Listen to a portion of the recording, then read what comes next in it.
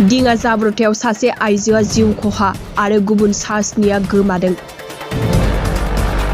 उरिष्यानि झारसुगुड़ायाव गिख्रंथाव दिङा जाब्रबथाय। बे दिङा जाब्रबथायाव सासे आइजोआ जिउ गोमानायजों लोगोसे गुबुन सा 7 सुबुङा गोमाना दं। उरिष्यानि महानदी दैमायाव जादों बे गिख्रंथाव दिङा जाब्रबथाया।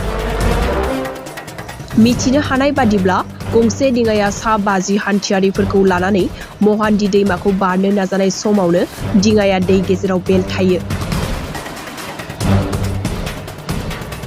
बबेखानि रैखाथि हान्जाया लोगो लोगो जाथायसालियाव थांनानै सा 40 हान्थियारिफोरखौ रैखा खालामहैनो हायो।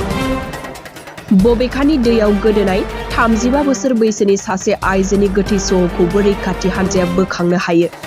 नाथाय दिङा जाब्रबथायाव दैयाव गबनानै गोमानाय गुबुन सा 7 हान्थियारिखौ बे खौरांखौ सुजुनाय समहालागै नागिरनानै मोनाखैमोन। दिङा जाब्रबथायाव सासे आइजोआ जिउ खहा आरो गुबुन सा 7 गोमादों। उरिष्यानि झारसुगुड़ायाव गिख्रंथाव दिङा जाब्रबथाय। बे दिङा जाब्रबथायाव सासे आइजोआ जिउ गोमानायजों लोगोसे गुबुन सा 7 सुबुङा गोमाना दं। उरिष्यानि महानदी दैमायाव जादों बे गिख्रंथाव दिङा जाब्रबथाया। मिथिनो हानाय बादिब्ला गंसे दिङाया सा 50 हान्थियारिफोरखौ लानानै महानदी दैमाखौ बारनो नाजानाय समावनो दिङाया दै गेजेराव बेलथायो। बबेखानि रैखाथि हान्जाया लोगो लोगो जाथायसालियाव थांनानै सा 40 हान्थियारिफोरखौ रैखा खालामहैनो हायो। बबेखानि दैयाव गोदोनाय 35 बोसोर बैसोनि सासे आइजोनि गोथै सह'खौबो रैखाथि हान्जाया बोखांनो हायो। नाथाय दिङा जाब्रबथायाव दैयाव गबनानै गोमानाय गुबुन सा 7 हान्थियारिखौ बे खौरांखौ सुजुनाय समहालागै नागिरनानै मोनाखैमोन। दिङा जाब्रबथायाव सासे आइजोआ जिउ खहा आरो गुबुन सा 7 गोमादों। उरिष्यानि झारसुगुड़ायाव गिख्रंथाव दिङा जाब्रबथाय।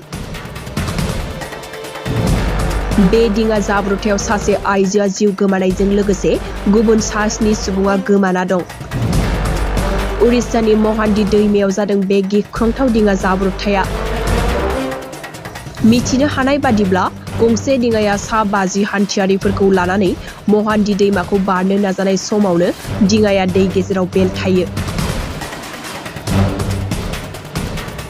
बबेखानि रैखाथि हान्जाया लोगो लोगो जाथायसालियाव थांनानै सा 40 हान्थियारिफोरखौ रैखा खालामहैनो हायो।